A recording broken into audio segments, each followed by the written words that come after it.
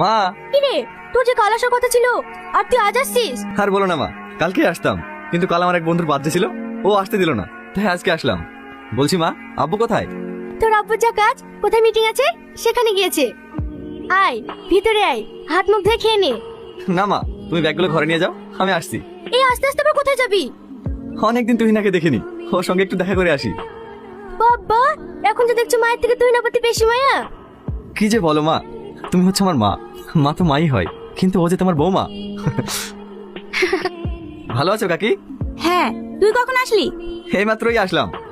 ও, এখন আবার কোথায় যাচ্ছিস? একটু বাইরে যাব। আসলো, এতদিন ভালোই ছিল, এখন তোর মা বাবাকে মাথায় করে রাখবে, যেটা আমার চোখে একদম সহ্য হয় না। কি ব্যাপার, তুমি এখানে?